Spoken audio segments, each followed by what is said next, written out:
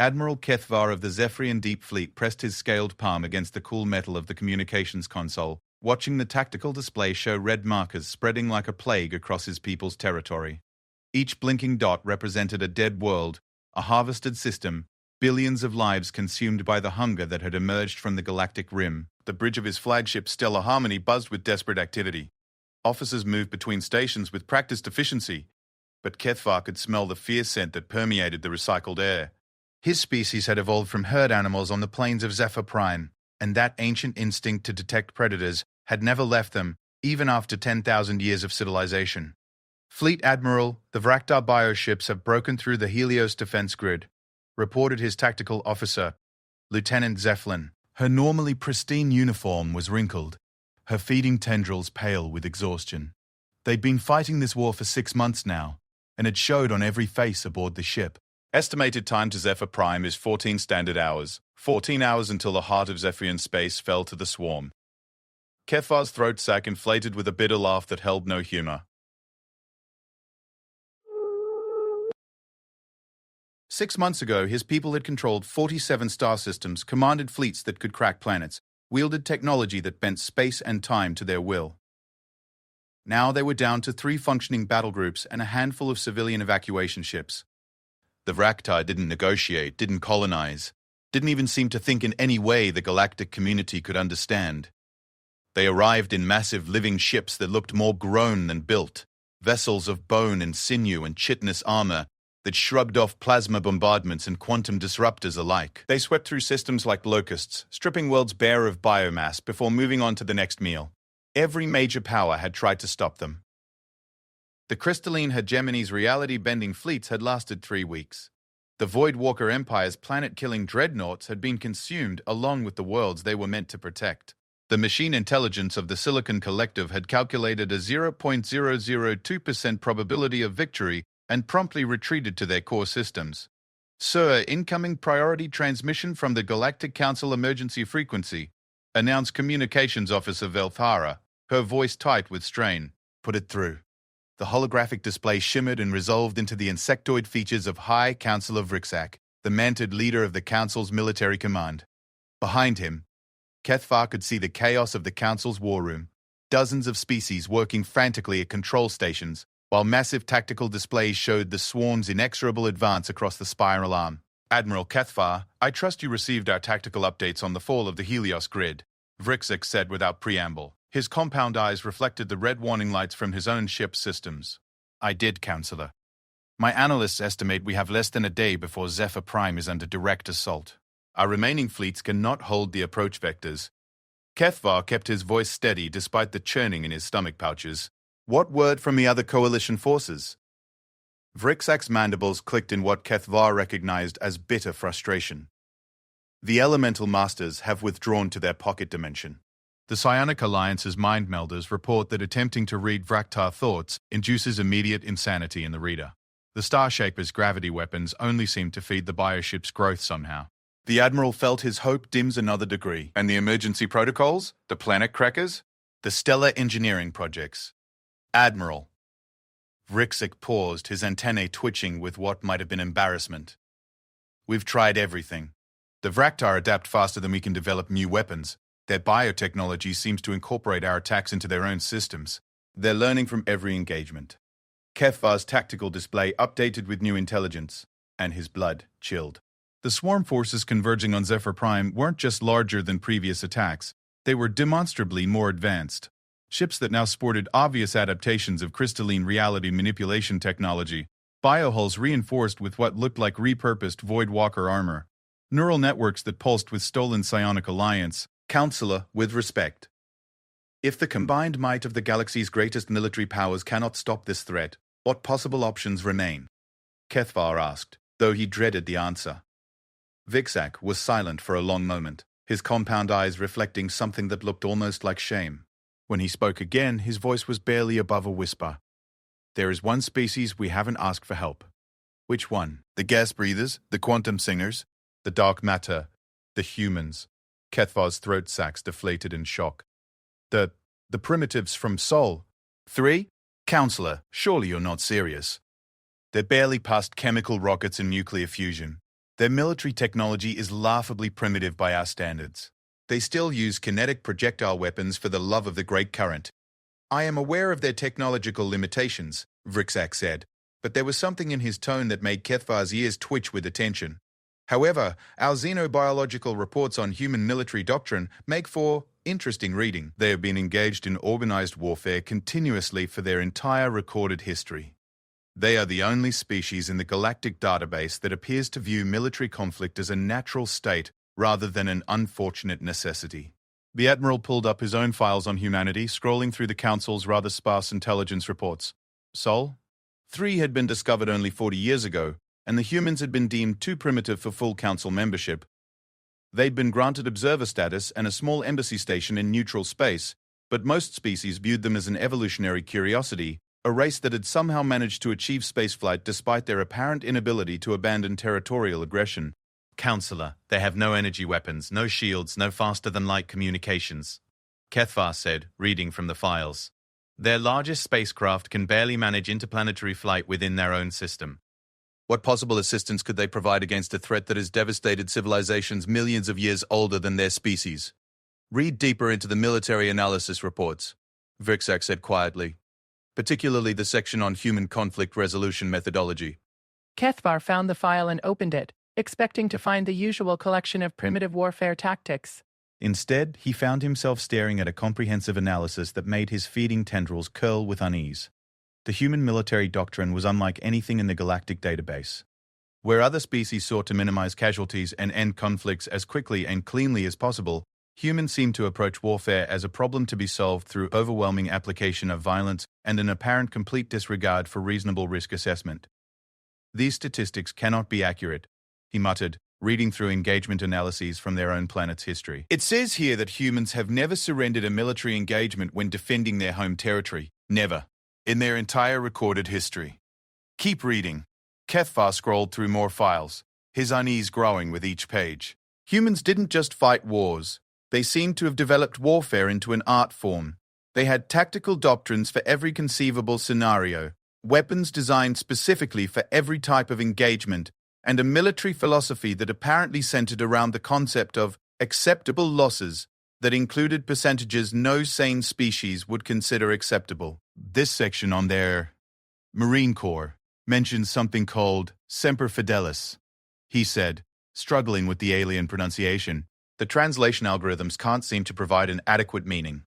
Our xenolinguists believe it translates roughly to always faithful, but they note that the cultural context suggests a meaning closer to death before dishonor, or fight until you cannot fight anymore, then continue fighting, Vrixak explained.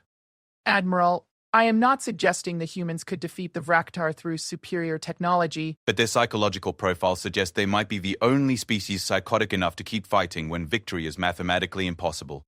The bridge around Kethvar had gone silent. His officers were listening to every word, and he could see the desperate hope beginning to kindle in their eyes. It was absurd. It was impossible.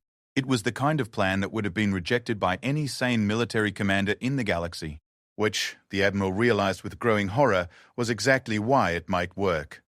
Their combat doctrine emphasizes something they call adaptation under fire, he read aloud.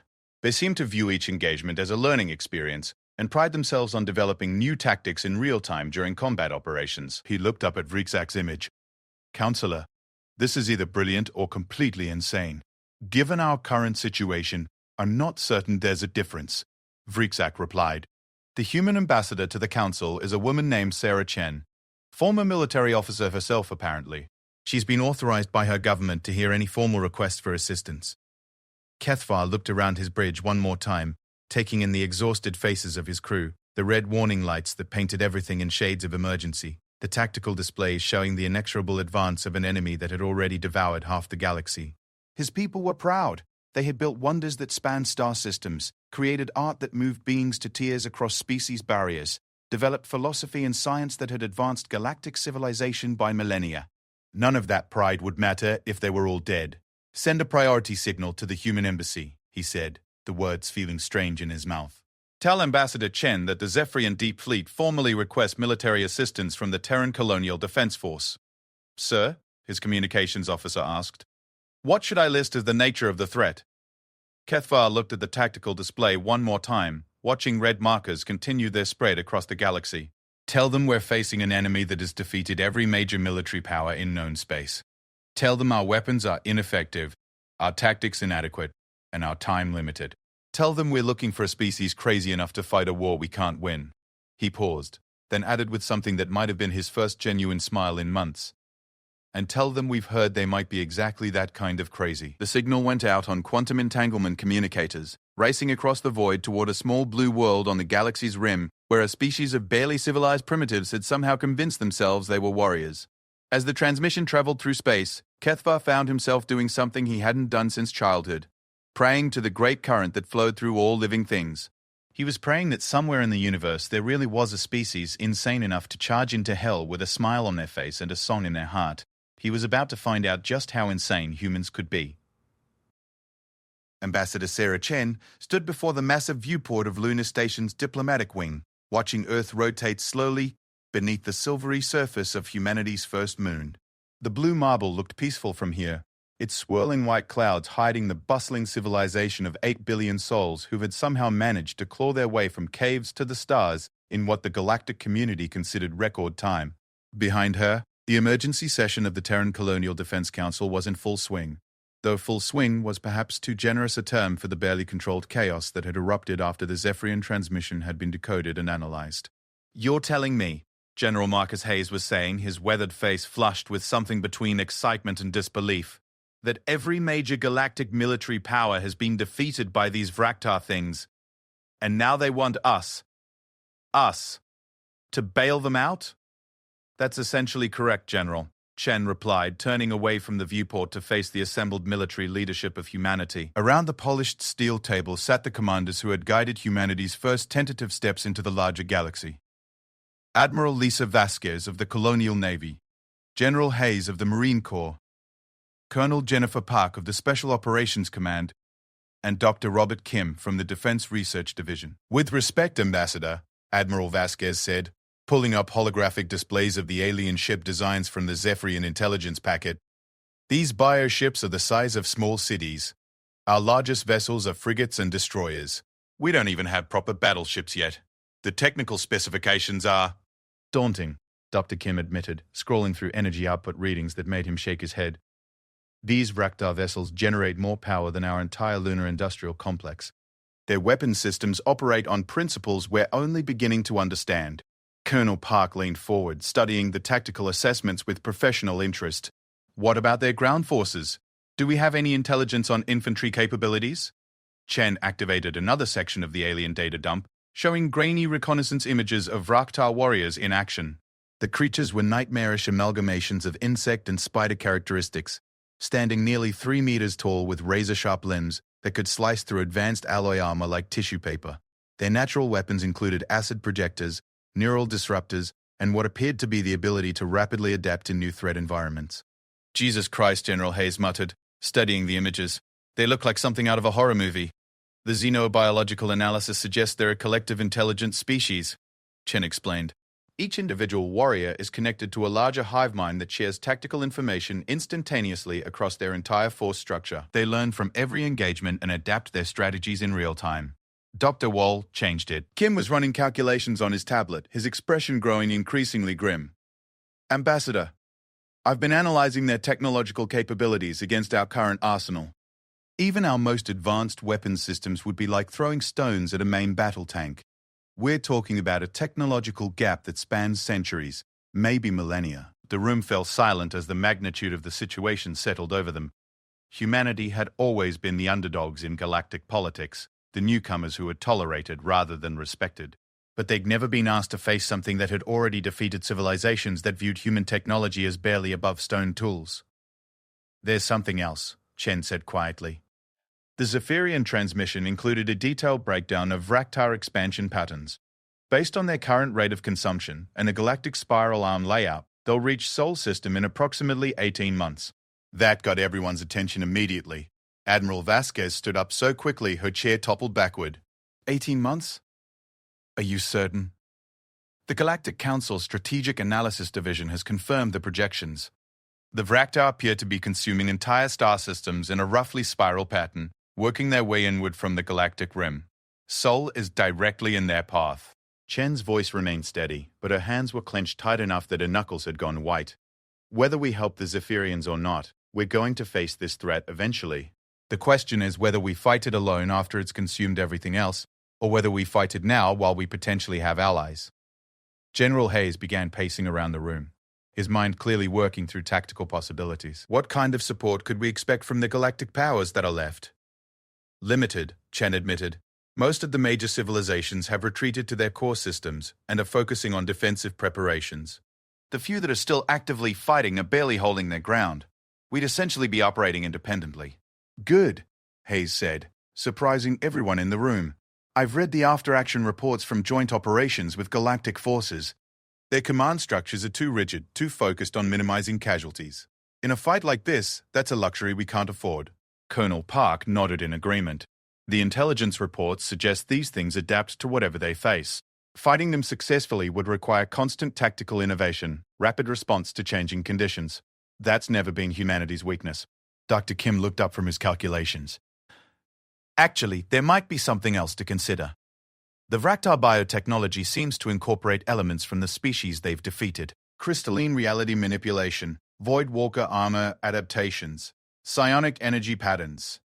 But look at this. He projected a new analysis onto the room's main display. Every species they've faced has relied heavily on energy-based weapons and defensive systems. Plasma cannons, quantum disruptors, reality manipulation fields. Their adaptive capabilities seem specifically designed to counter advanced energy technologies. Admiral Vasquez caught on immediately, but we don't use energy weapons. We're still using kinetic projectiles, chemical explosives, good old-fashioned bullets and bombs. Exactly. The Vraktar might have evolved specifically to counter the type of warfare practiced by advanced galactic civilizations. They might not have effective adaptations for primitive kinetic weapons because they've never encountered a spacefaring species that still use them. The room buzzed with sudden energy as the implications sank in.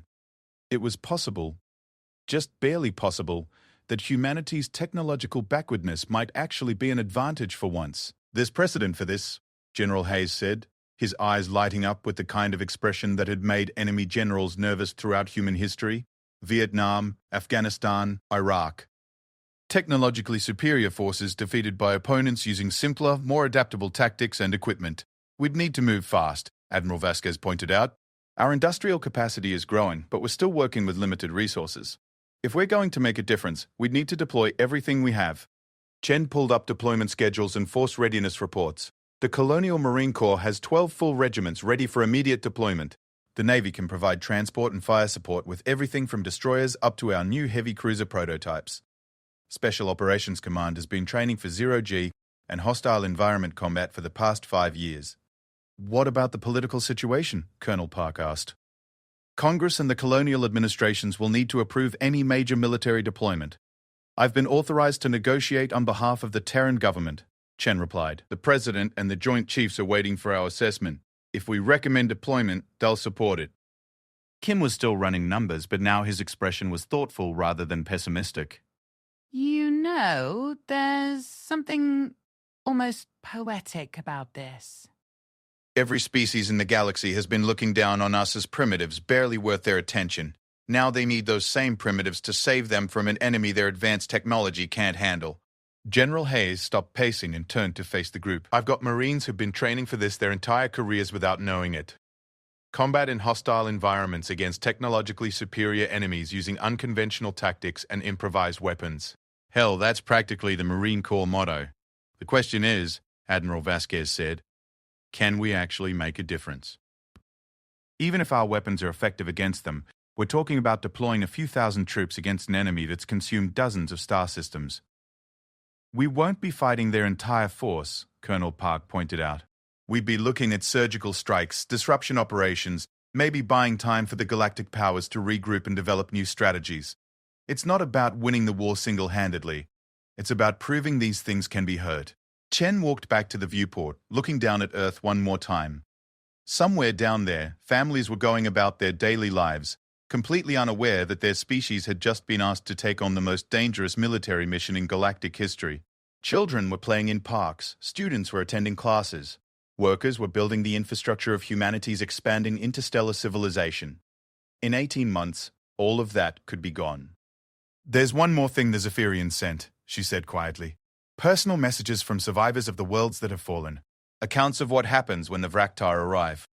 She activated the final section of the alien data packet, and suddenly the room was filled with the translated voices of beings who had watched their civilizations die. The accounts were almost identical across species lines, the bioships arriving without warning, landing forces that seemed to know exactly how to counter every defensive measure, the systematic harvest of all biological matter on the planet. But it was the final message in the collection that made everyone in the room go silent. It was from a Zephyrian child, recorded on a handheld device as her family's shelter was being overrun. "Please," the young voice said through the translation matrix, static and interference barely masking the terror underneath. "Somebody help us." "They're in the walls now. I can hear mamas screaming. Please, anyone who gets this message, don't let them win. Don't let them eat everyone." The transmission cut off into silence that seemed to echo in the room long after the recording ended. General Hayes was the first to speak. "Ambassador, please transmit the following message to Admiral Kethvar and the Zephyrian Deep Fleet. The Terran Colonial Defense Force accepts your request for military assistance. We'll deploy immediately with everything we have." He looked around the room at his fellow commanders, seeing the same grim determination reflected on every face. "Tell them the Marines are coming. And tell them we've never met an enemy we couldn't kill if we put our minds to it." Admiral Vasquez nodded. "I'll start immediate preparations for full fleet deployment. Every ship we have, combat ready or not. I'll coordinate with the special operations teams," Colonel Park added. "If we're going to do this, we do it right. Hit them where they don't expect it, how they don't expect it, Doctor." Kim was already pulling up research files. "I'll work with our xenobiology teams to analyze everything we can about Vraktar physiology. If they can be killed, we need to know the most efficient ways to do it." Chen turned back to the viewport one final time, watching Earth turn in its eternal dance around the sun. Humanity had always been good at impossible odds. They'd survived ice ages and asteroid impacts, plagues and wars, natural disasters, and their own worst impulses. They'd climbed from caves to the stars in the geological blink of an eye. Now they were about to find out if all that experience had prepared them for the ultimate test, standing between an ancient hunger and everything they held dear. "Send the message," she said. "Tell them the Terran Marines are coming. And tell them we're bringing our own kind of hell with us." The transmission went out across the void, racing toward a desperate alien fleet and the darkness that pursued it.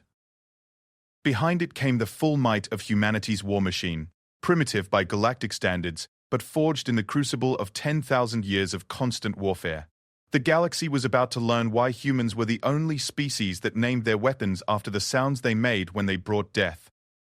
Staff Sergeant Maria Santos checked her combat harness one final time as the Terran assault ship Leatherneck shuddered through its final deceleration burn. Around her in the cramped transport bay, 48 Marines from 2nd Battalion 8th Regiment were making their own pre-combat preparations with the practiced efficiency of professional killers who had trained for this moment their entire careers. The irony wasn't lost on her that humanity's most advanced starship was essentially a flying weapons platform, designed around the simple principle of putting Marines where they needed to be and keeping them supplied with ammunition until the job was done, while the galactic powers built elegant vessels that could manipulate space-time and bend reality to their will. Humans had looked at the problem of interstellar warfare and asked a simpler question: how many Marines can we fit in this thing, and how much ammunition can we give them? "Listen up, devil dogs!"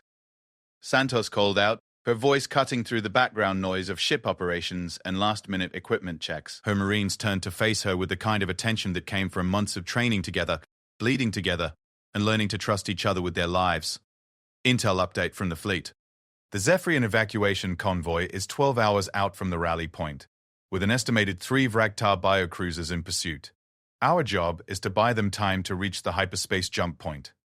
Private First Class Johnson, barely 19 and still carrying the eagerness that came with a first deployment, raised his hand.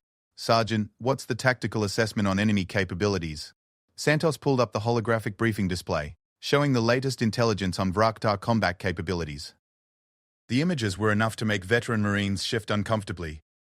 Creatures that looked like they'd been designed by Nightmare, with natural weapons that could tear through advanced armor, and adaptive capabilities that seemed to border on the supernatural. Enemy forces are estimated at 3 biocruisers, each approximately 800 meters in length, and carrying between 2,000 and 5,000 individual warriors, she explained, watching her Marines absorb the information with professional calm. They're fast, they're smart, and they adapt to whatever tactics are used against them. The good news is that every species that's faced them so far has relied on energy weapons and shields that we don't use. Corporal Williams, a veteran of the Titan colony riots, cracked his knuckles with a sound like breaking bones. So we're going old school. Bullets and explosives and good, honest violence.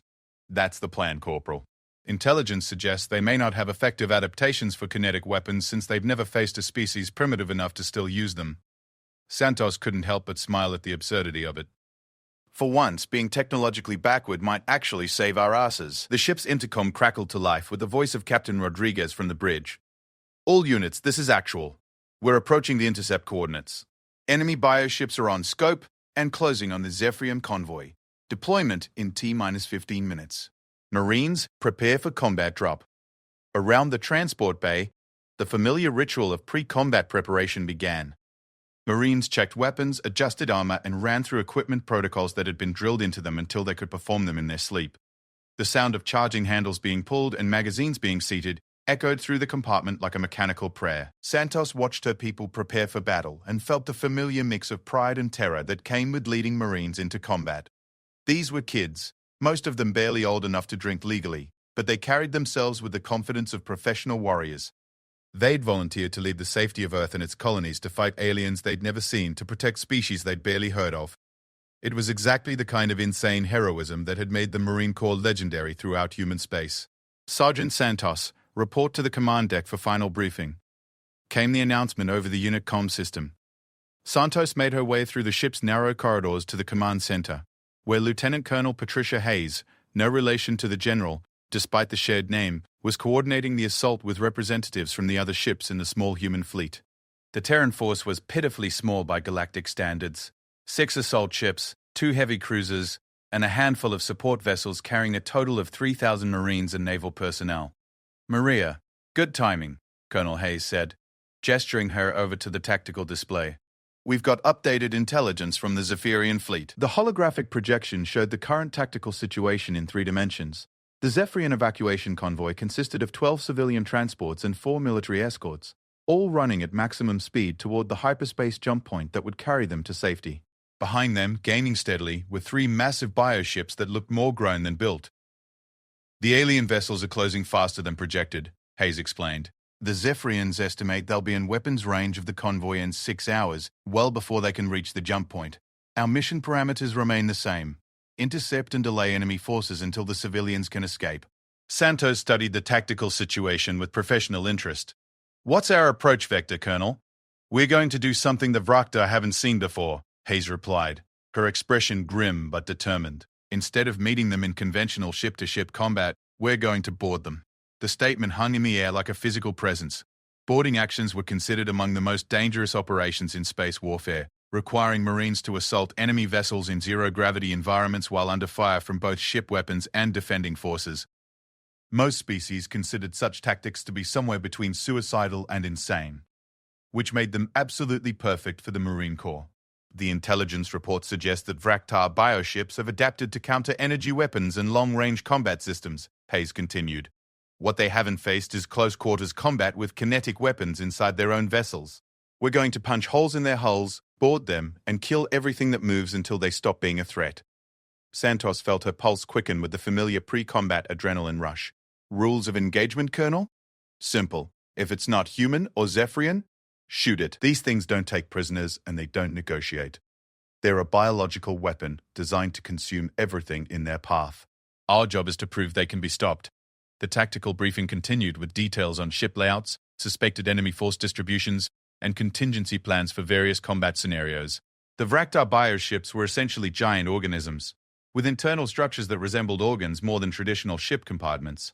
The Marines would need to fight their way through living corridors that could potentially heal around them, facing enemies that could adapt to their tactics in real time.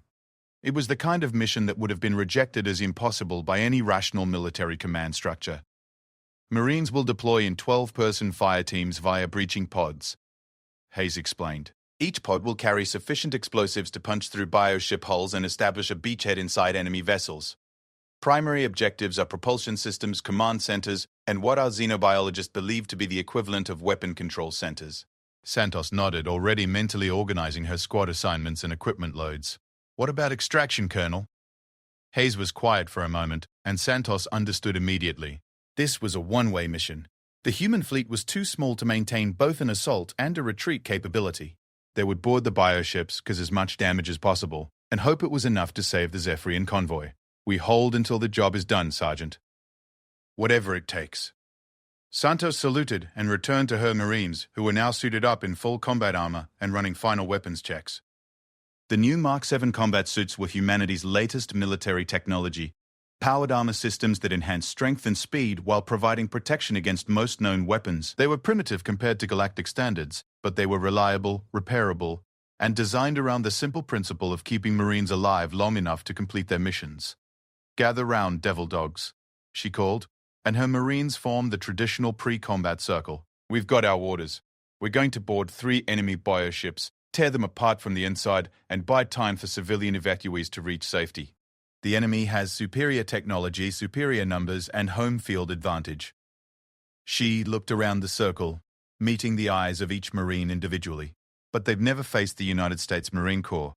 They've never met humans who grew up being told that retreat isn't in their vocabulary and that failure isn't an option. They're about to learn why the rest of the galaxy thinks we're crazy. The Marines responded with the traditional aura that had echoed across battlefields from Earth to the outer colonies. It was a sound that carried in it all the stubborn defiance of a species that had clawed its way to the stars through pure determination and tactical violence. Combat drop in T-3 minutes, announced the ship's comm system. Marines to breaching pods, prepare for assault. Santos led her team to their assigned pod, a cramped metal cylinder filled with explosive charges, basic life support, and just enough room for 12 fully armed Marines. As they strapped themselves in, she could see her reflection in the polished faceplate of Private Johnson's helmet. A professional killer, preparing to do the job she'd trained for since enlisting. Sergeant, Johnson said over the comm system, what do you think they'll be like up close? The Vraktar, I mean. Santos thought about the intelligence reports, the descriptions of creatures that seemed to embody every nightmare humanity had ever had about things that hunted in the dark. I think they're about to find out what it's like to be hunted by something that hunts back.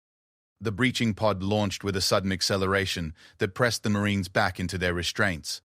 Through the small viewport, Santos could see the Vraktar bioship growing larger, its organic hull pulsing with veins of bioluminescent energy. It looked alive, malevolent, like a predator that had grown to the size of a city. In 30 seconds, they would punch through that hull and begin the most dangerous mission in human military history. Santos checked her weapon one final time, a standard-issue assault rifle loaded with depleted uranium rounds that would punch through most known armor types. Simple, reliable, and absolutely lethal in the right hands. Remember your training, she told her Marines as the bioship's hull filled their viewport. Stay together, watch your sectors, and kill anything that isn't us. We're Marines. This is what we do. The breaching pod hit the bioship's hull with the force of a controlled explosion, punching through organic armor that had shrugged off the most advanced weapons in the galaxy. Emergency lights flashed, atmosphere hissed through the breach, and suddenly 12 human Marines were inside an alien nightmare, surrounded by the pulse of living walls and the approach of things that had never learned to fear anything. They were about to get their first lesson in human warfare. Santos keyed her comm system to the unit frequency. Marines, sound off. Establish perimeter and prepare to move inland. Let's show these things what the devil looks like when he comes calling.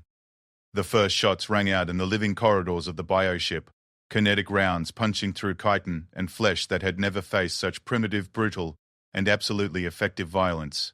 In the darkness ahead, something screamed in frequencies that human ears couldn't detect. The Vraktar were about to learn why humans were the only species that named their weapons after the sounds they made when they brought death. The interior of the Vraktar bioship was like stepping into the digestive system of some cosmic nightmare. The walls pulsed with a wet, organic rhythm that made Staff Sergeant Santos's skin crawl, while bioluminescent veins provided sickly green illumination that cast everything in shifting, diseased shadows. The air tasted of copper and decay, filtered through breathing apparatus that couldn't quite eliminate the stench of something that was simultaneously alive and rotting. First squad, establish overwatch. Second squad, with me, Santos ordered, her voice steady despite the alien environment that seemed designed to trigger every primal fear humanity had developed over millions of years of evolution. Third squad, secure the breach point. We need a fallback position if things go sideways. Her Marines moved with practiced precision through corridors that seemed to breathe around them. The bioship's internal structure defied conventional military architecture. Instead of decks and compartments, they found themselves navigating through what appeared to be organ systems, neural pathways, and circulatory channels that pulsed with alien life. "Sergeant, you seeing this?" Corporal Williams whispered over the comm, gesturing to the walls around them. Where normal ships would have had metal bulkheads and electronic systems, the Vraktar vessel showed exposed musculature and nerve clusters that twitched in response to their presence. "The whole damn ship is alive." "Stay focused, Marine," Santos replied, though she was equally disturbed by their surroundings. Intelligence had briefed them on the biomechanical nature of enemy vessels, but experiencing it firsthand was like being swallowed alive by some impossible creature. "Remember, living things can be killed. That's what we're here for." The first contact came without warning.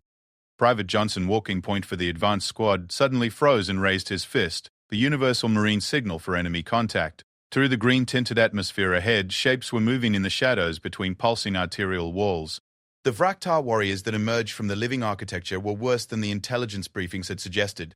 Standing nearly 3 meters tall on multi-jointed legs, they moved with the fluid grace of predators that had never known defeat.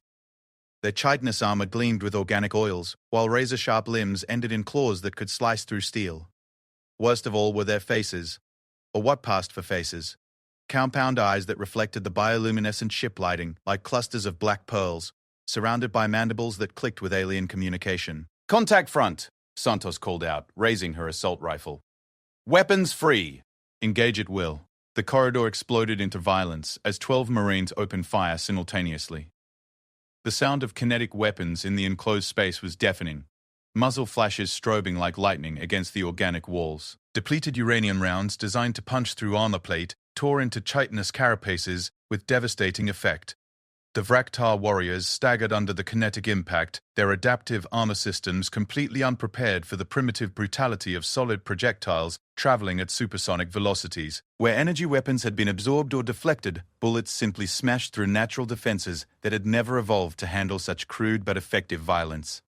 "They're going down," Johnson shouted with surprise and savage satisfaction. The intel was right. They can't adapt to kinetic weapons.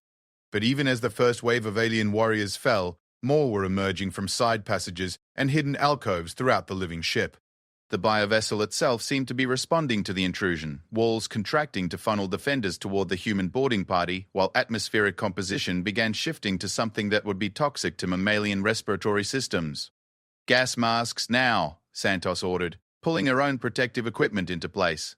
"This thing is trying to poison us." The Marines adjusted their equipment without missing a beat, their training taking over even in the face of an environment unlike anything they'd ever encountered.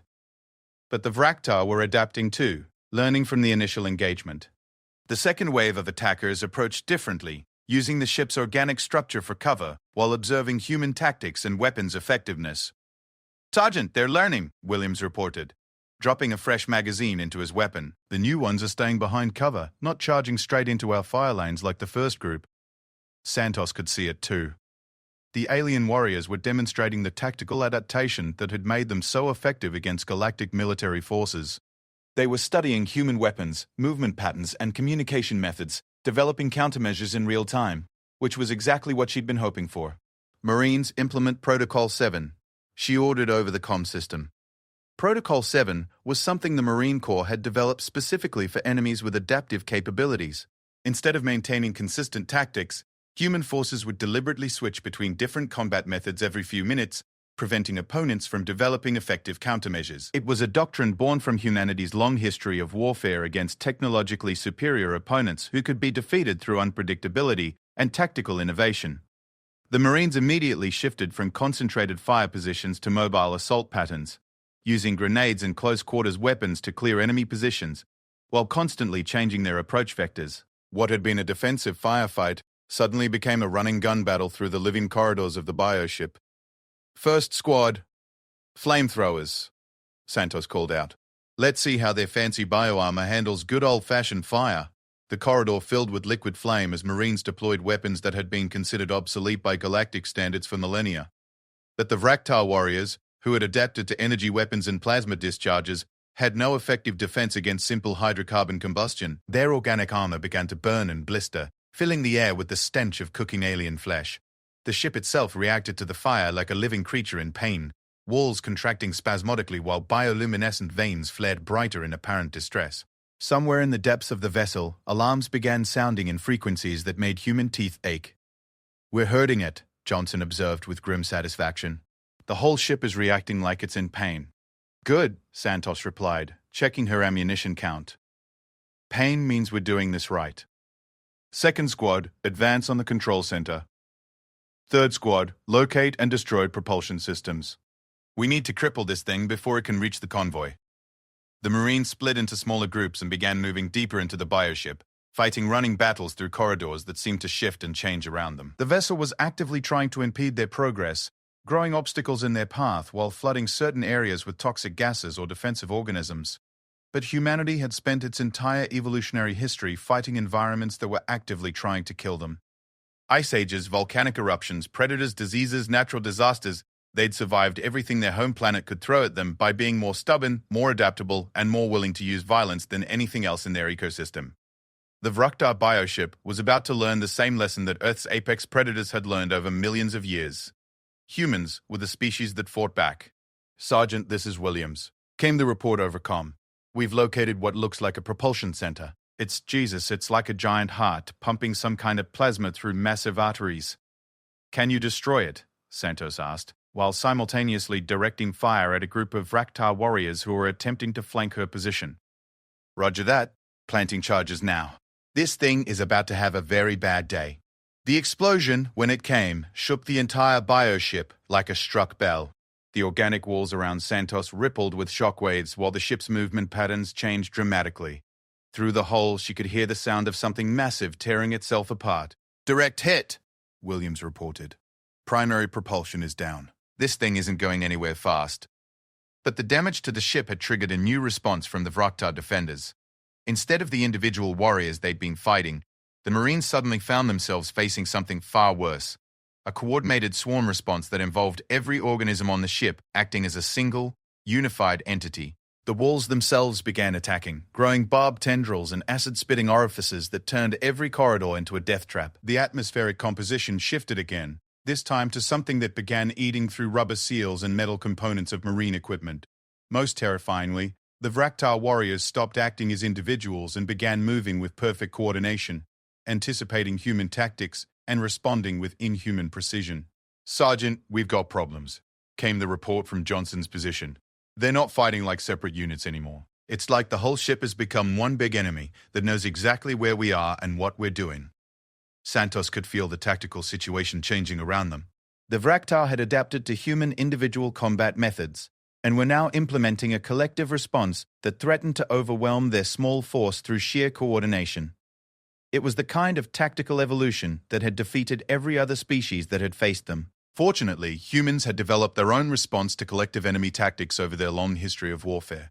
It was called acceptable losses and mission accomplishment at any cost. "All Marines, this is actual," she broadcast over the unit frequency. "We've accomplished primary mission objectives. Enemy propulsion is down, and intel reports the convoy is approaching jump distance.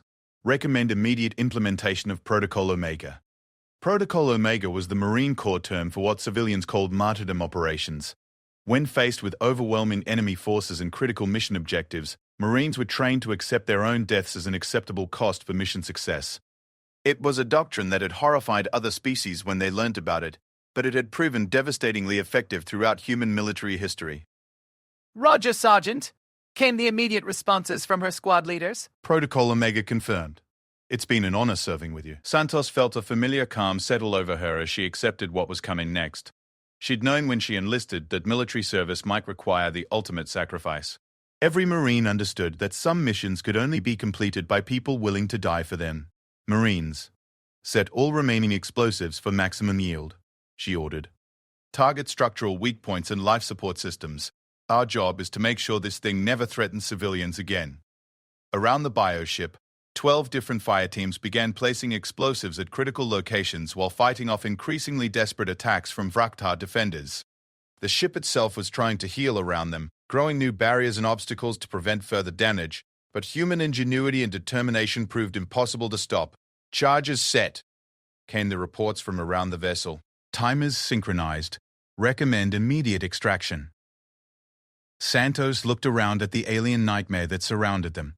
The pulsing walls and shifting shadows that represented everything humanity had fought against since climbing down from the trees. Her people were trapped inside a living weapon designed to consume entire civilizations, facing enemies that had never known defeat.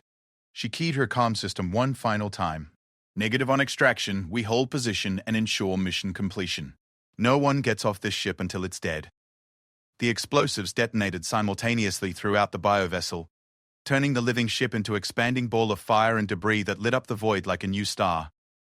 In the final moments before the charges went off, Santos could hear her Marines singing over the comm system, the Marine Corps hymn echoing through the dying corridors of an alien nightmare. From the halls of Montezuma to the shores of Tripoli, and now to the depths of space where humanity stood guard against the darkness. 3,000 light-years away, Admiral Kefvar watched his tactical display as 3 red icons representing Vraktar bioships suddenly went dark. The Zephyrian convoy had reached the hyperspace jump point and was preparing for immediate translation to safety. Humanity's first engagement with the swarm had lasted exactly 47 minutes. When it was over, 3 enemy bioships had been destroyed at the cost of 1,800 human Marines who had volunteered to board them knowing they would never return. The galaxy was about to learn what humans meant when they said some things were worth dying for. 6 months after the first engagement, the war had transformed from a series of scattered defeats into something the galaxy had never seen before, a coordinated military campaign where humans didn't just survive contact with the Vraktar swarm, but actually pushed them back. General Marcus Hayes stood in the command center of Bastion Station, humanity's forward military headquarters in what had once been crystalline hegemony space. Through the reinforced viewports, he could see the construction scaffolding of humanity's first true battle station. A massive fortress built around the principle that the best defense was an overwhelming offense backed by an inexhaustible supply of ammunition. The holographic tactical display showed the current state of the war across 17 star systems. Red markers indicated Vraktar held territory, slowly being pushed back by advancing blue icons that represented human marine expeditionary forces. For the first time since the swarm had begun its rampage across the galaxy, the enemy was retreating. "Sir, we have confirmation from Task Force Bravo," reported Colonel Jennifer Park, now serving as Hayes' intelligence chief. "The Kepler 442 system has been cleared of enemy forces. Marine casualties were acceptable." Hayes had learned to interpret that particular euphemism over the past months. Acceptable meant they'd accomplished the mission objective while losing less than 60% of the assault force. It was a casualty rate that would have been considered catastrophic by any other military organization in galactic history, but the Marine Corps had adapted to the reality that fighting the Vraktar required a willingness to pay prices that other species couldn't stomach. "What's the status on recruitment?" he asked, studying the personnel reports that showed both the expansion of human military forces and the horrific cost of their victories. "Earth and the colonies are exceeding all projection targets," Park replied. "Word about the war has gotten out, and apparently the idea of fighting aliens that eat civilizations is motivating more volunteers than our recruiting stations can process. We've got marine training facilities on 12 different worlds now, and every one of them has a waiting list."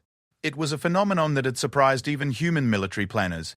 Instead of being discouraged by the casualties and the seemingly impossible nature of their mission, human populations had responded to news of the war with a surge of military volunteerism that dwarfed anything in recorded history. Young people were leaving comfortable lives on safe colony worlds to train for missions where survival rates were measured in single digits. The xenopsychologists attached to the Galactic Council had described it as a manifestation of humanity's apparently unique evolutionary response to existential threats. Where other species developed risk-aversion behaviors when faced with extinction-level dangers, humans seemed to develop increased aggression and a perverse willingness to charge directly into whatever was trying to kill them. "Any word from the galactic powers?" Hayes asked. Though he already suspected the answer, the crystalline hegemony has retreated to their pocket dimension and sealed the entry points behind them. The Voidwalker Empire is maintaining strictly defensive positions around their core worlds. The Silicon Collective has calculated that direct engagement remains tactically inadvisable. Park's voice carried the contempt that had become common among human military personnel when discussing their alleged allies. "The Psionic Alliance sends their regards and appreciation for our sacrifices." Hayes nodded grimly. It had become clear over the months of fighting that humanity was essentially waging this war alone. The galactic powers that had originally requested help were content to let humans bleed while they focused on protecting their own territories. It was a political reality that might have discouraged other species, but it had only served to reinforce humanity's natural tendency towards stubborn independence. "Sir, incoming priority transmission from Admiral Chen," announced the communications officer. Sarah Chen's image materialized in the command center, transmitted from the bridge of humanity's newest and largest warship, the UES Indomitable. The massive vessel was visible through Bastion Station's viewports, a kilometer-long fusion of human engineering principles and salvaged alien technology that represented everything humanity had learned about fighting wars in space. "General, we've just received intelligence from our deep reconnaissance teams," Chen reported, her expression grim. "The Vraktar aren't just retreating, they're consolidating. Long-range scans indicate they're massing forces in the Andromeda approach, possibly preparing for a major counteroffensive." Hayes felt his stomach drop. The Andromeda approach was a region of space that contained the hyperspace nexus points for 36 major star systems, including several that still contained billions of civilian refugees from worlds that had fallen to the swarm. If the Vraktar retook that region, they could strike at targets throughout the galaxy simultaneously. "Force estimates?" he asked. "Conservative projections suggest at least 50 bioships of various classes, possibly more," Chen replied. "Our xenobiology teams believe they've been using the time during our advance to adapt and evolve new capabilities specifically designed to counter human tactics. We may be looking at an enemy that's learned to overcome kinetic weapons and conventional explosives." The implications were staggering. Humanity's success against the Vraktar had been based on the enemy's inability to adapt to primitive human weapons and tactics. If they'd found ways to counter those advantages, the human war effort could collapse in a matter of weeks. "What's our response capability?" Hayes asked, though he was already running calculations in his head. "Every available ship, every trained Marine, every piece of equipment we can scrape together," Chen answered. "The Colonial Defense Council has authorized full mobilization. We're talking about committing our entire military capability to one massive engagement."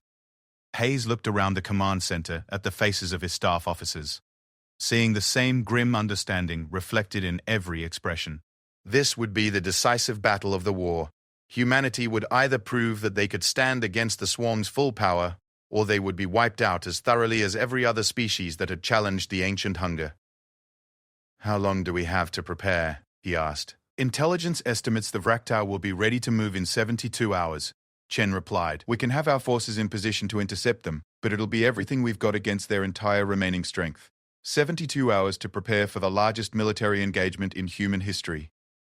Hayes thought about the Marines training in boot camps across human space, young men and women who had volunteered to fight an enemy that had devoured civilizations millions of years older than their own species. He thought about the families on Earth and the colonies, going about their daily lives while their children prepared to stand between them and an ancient nightmare. "Admiral, relay the following message to all human military commands," he said. "Operation Final Storm is authorized. Full deployment of all available forces to the Andromeda approach. Mission parameters: engage and destroy all Vraktar forces regardless of cost. Rules of engagement: if it's not human, kill it." Chen nodded. "Understood, General. I'll coordinate the fleet movements. Marines can expect transport to assault positions within 18 hours. The connection closed, leaving Hayes alone with his senior staff and the magnitude of what they were preparing to undertake. Humanity would be committing every ship, every Marine, every weapon system they possessed to a single engagement against an enemy that had never been definitively defeated. Colonel Park pulled up deployment schedules and force readiness reports. "Sir, we're looking at deploying approximately 50,000 Marines across 200 vessels. It'll be the largest military operation in human history." "Casualty projections?" Hayes asked, though he wasn't sure he wanted to know the answer. "Conservative estimates suggest 70 to 80% losses," Park replied quietly. "If the Vraktar have successfully adapted to our weapons, we could be looking at near total casualties." The silence that followed was filled with the weight of that possibility. Humanity could lose its entire military capability in a single engagement, leaving Earth and the colonies defenseless against any follow-up attacks. It was the kind of all-or-nothing gamble that military strategists were trained to avoid. But humanity had never been particularly good at following conventional military wisdom. "There's something else, sir," Park continued. "Intelligence reports suggest that other species throughout the galaxy are watching this engagement. If we succeed, it could inspire resistance movements on occupied worlds. If we fail, If we fail, everyone knows that nothing can stop the swarm. Hayes finished. No pressure. He walked to the viewport and looked out at the stars, trying to imagine the scope of what they were attempting. 50,000 Marines against an enemy that had consumed entire star systems. Primitive human weapons against biotechnology that had adapted to defeat the most advanced civilizations in the galaxy. It was exactly the kind of impossible odds that had made the Marine Corps legendary. "Colonel, send the following message to all unit commanders," Hayes said. "Marines have never retreated from a fight, never abandoned a mission, and never failed to accomplish their objectives when the stakes mattered. Tomorrow, we face an enemy that threatens not just humanity, but every living thing in this galaxy. We go into this fight knowing that we may not come back, but we also go knowing that if we fail, there's no one else coming to save anyone." He turned back to face his staff. "Tell them that when the history of this war is written, it will record that when the galaxy faced extinction, when the most advanced civilizations in known space had given up hope, a bunch of primitives from Soulfire." 3 stood up and said, "Not today." The preparations began immediately. Across human space, every available ship was loaded with Marines, ammunition, and the kind of weapons that the galactic community had considered obsolete for millennia. Mothers said goodbye to sons who might never return. Fathers blessed daughters who were volunteering to fight nightmares. Children too young to understand the stakes waved at transport ships carrying away everyone they'd ever looked up to. In the depths of space, the Vraktar swarm prepared for what they calculated would be the final elimination of the troublesome species that had dared to resist their expansion. Their bioships had evolved new defenses, new weapons, new tactics specifically designed to counter human methods of warfare. What they hadn't calculated was that humans had spent their entire evolutionary history fighting things that adapted to their tactics. Predators that learned to avoid their traps, diseases that developed immunity to their medicines, environments that changed to counter their survival strategies. And humanity had always found a way to adapt faster than anything that was trying to kill them. The battle for the Andromeda approach would determine whether that tradition would continue, or whether the galaxy would learn what the universe looked like when the only species crazy enough to fight back had finally been silenced. In training facilities across human space, Marine recruits practiced the same weapons drills that had been used for centuries, learning to put bullets exactly where they needed to go under the worst possible conditions. Their instructors taught them the same lessons that had been passed down through generations of warriors: adapt, improvise, overcome. And, above all, never give up, never surrender. Never let the enemy think they've won until they've killed the last Marine standing. The Vraktar swarm was about to learn why humans were the only species that named their weapons after the sounds they made when they brought death. And this time, they would hear those sounds from 50,000 human voices, singing in perfect, terrible harmony.